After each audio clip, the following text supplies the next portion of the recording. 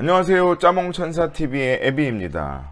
오늘은 초조하고 조급한 당신에게 란 제목으로 방송을 하려고 합니다. 자, 이 사진 속에 보이는 앙증맞은 얼굴을 갖고 있는 동물, 무슨 동물인지 아시나요? 네, 나무 플러스 느림보의 합성어를 이름으로 갖고 있는 나무늘보입니다. 나무늘보에 대해서 얼마나 알고 계신지 좀 궁금한데요. 의외로 우리가 이름은 알고 있지만, 생김새는 알고 있지만 나무늘보에 대해서 잘 모르는 부분이 많이 있더라고요. 정말 느린가 보더라고요. 너무 느려서 우측에 보이는 사진처럼 털에서 식물이 자라기도 한답니다. 그 정도로 거의 움직임이 없는 동물이죠.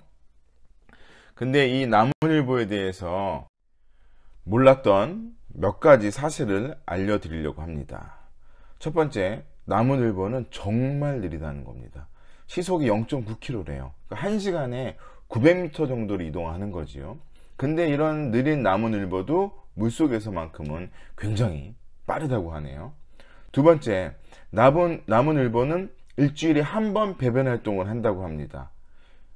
만성 변비 때문에 그런 것이 아니라 실제로 먹는 양이 적다 보니까 그만큼 변을 보는 활동도 적다는 거겠죠.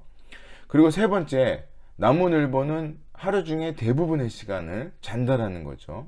많게는 20시간 정도 자는 거예요.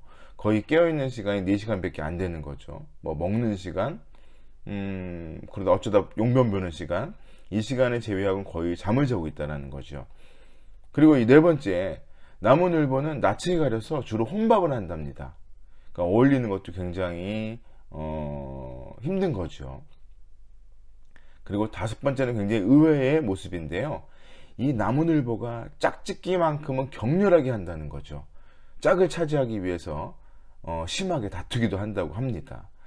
생존의 본능, 그 다음에 종족 변식의 본능만큼은 이 나무늘보도 강력하게 갖고 있는 거지요. 여섯 번째, 이 나무늘보는 새끼를 단 한 마리만 낳는다고 해요. 그러니까 짝짓기에 힘겹게 해서 얻게 되는 그 새끼가 한 마리인 거죠. 그러니까 세계적으로 나무늘보는 굉장히 귀한 동물이기도 합니다. 그리고 마지막 일곱 번째, 나무늘보는 포식자가 나타나면 도망가지 않고 손톱으로 싸운대요. 아까 사진에 보신 것처럼 손톱이 굉장히 길거든요. 근데 도망가지 않는 이유가 있어요. 왜일까요? 간단합니다. 너무 느리니까. 도망가는 게 의미가 없다라는 거죠. 그래서 도망가도 어차피 안 되기 때문에 손톱을 가지고서 싸운다는 거예요. 근데 여러분 굉장히 궁금하지 않으십니까? 어떻게 이런 나무늘보가 멸종하지 않고 살아남았을까?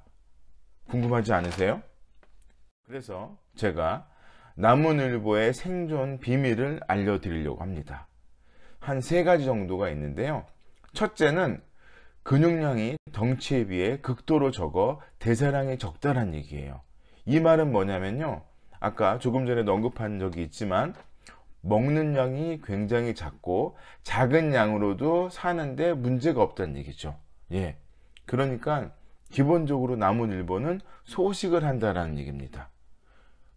그리고 두 번째, 안 움직인다. 아까 얘기했죠. 배변 활동을 일주일에 한 번 정도 해요. 근데 응가를 할 때는 나무 밑으로 내려온대요. 하지만 그 외의 대부분의 시간은 나무 위에 있는 거지요. 그러니까 쉽게 말하면은 잎이 우거진 나무 속에 있다 보니까 포식자한테 걸릴 일이 없는 거죠. 눈이 안 띄는 거예요. 그래서 나무늘보를 잡아먹을 만한 그런 포식자한테 애초에 보이지 않는, 눈에 띄지 않는다라는 거죠. 그리고 세 번째는요, 근육량이 적어 살이 거의 없답니다. 그러니까 몸이 거의 가죽하고 뼈로만 이루어져 있는 거예요.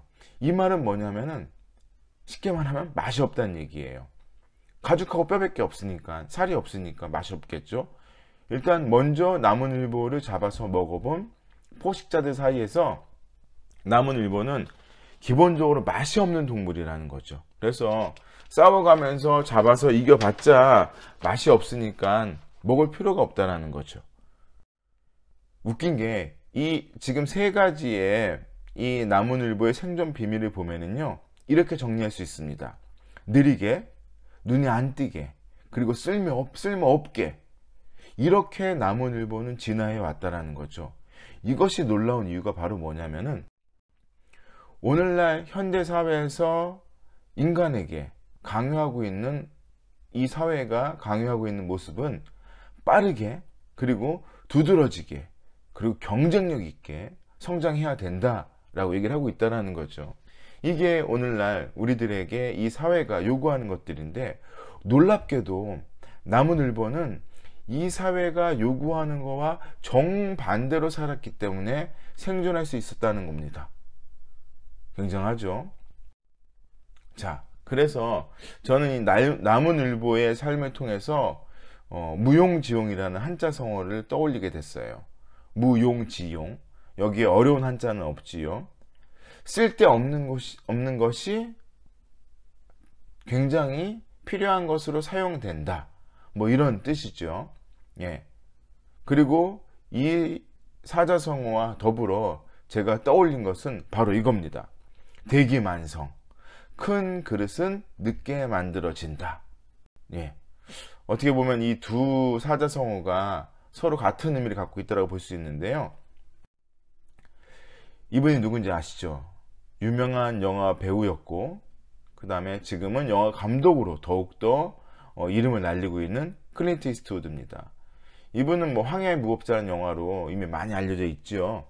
근데 더 놀라운 거는 이분이 처음 영화 감독으로 데뷔한 나이가 62세입니다. 용서받지 못할 자들 이란 작품으로 데뷔했고요. 그 작품으로 아카데미 작품상을 받지요. 그리고 이분은 누굴까요? 이 가운데에 있는 노란 머리를 하신 나이가 제법 많이 들어 보이는 이 할머니. 이분은 패션계에서 유명한 비비안 웨스트우드라는 분이고요. 이분은 41살에 첫 패션쇼를 열었다고 합니다. 잘 아는 분이죠. 바로 마윈입니다. 알리바바 그룹의 총수인 마윈인데요. 이 마윈 같은 경우는 그 광군제가 유명하죠. 매년 11월 11일 우리나라는 빼빼로데이라고 칭하는 그날 솔로들이 외로우니까 쇼핑해도 해라. 가격을 굉장히 할인한 상태로 내놓을 테니까 그 외로움을 쇼핑으로 달래라 해서 광군제를 펼치는데요. 작년 11월 11일 그 광군제 하루 동안 26조 정도의 매출이 나왔다고 하니까 정말 엄청난 거죠.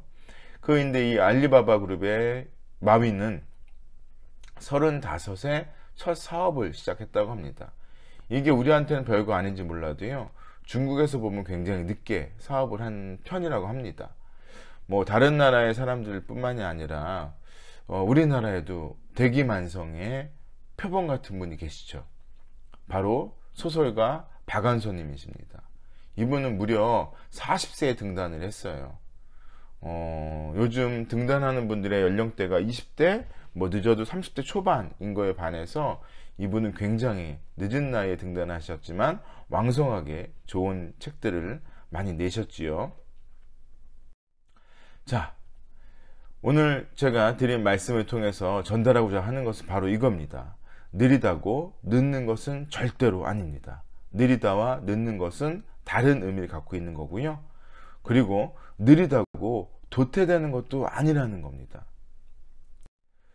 제가 앞에 보여드렸던 그분들은 알만한 분들은 아시겠지만 그분이 저희를 잘 모르지 않습니까? 그래서 제가 대기만성의 좋은 사례가 될 사람을 제가 소개하고자 합니다. 바로 당신입니다. 지금 초조하고 조급하고 나이가 먹는다고 해서 또 시간이 덧없이 간다고 해서 굉장히 마음속에 불편함을 갖고 있거나 조급함을 갖고 있는 분한테 말씀드리고 싶어요. 좀 늦는다고, 좀 느리다고 해서 잘못되지 않습니다. 그리고 여러분이 갖고 계신 삶 속에서 얼마든지 여러분이 주인공으로서 당당하게 설 수 있는 충분한 시간이 남아있다는 거 절대로 잊지 마시고요. 지금 하시는 일 열심히 하시고 또 지금 계획하고 계신 일에 대해서 시간을 좀 더 가지시고서 잘 준비하고 한 걸음씩 나가다 보면은 반드시 본인들이 원하는 그 길로 가실 수가 있으실 거고, 되고자 하는 것을 반드시 달성할 수가 있으실 겁니다. 오늘 제 방송은 여기서 마치려고 합니다. 짜몽천사TV는 여러분이 키워가는 방송입니다. 시청해주셔서 언제나 늘 감사합니다. 일주일 뒤 다시 월요일에 더 좋은 방송으로 찾아뵙도록 하겠습니다. 제 방송이 마음에 들었다면 구독하기, 좋아요, 그 다음에 주변 분들에게 추천하기 부탁드리겠습니다. 감사합니다.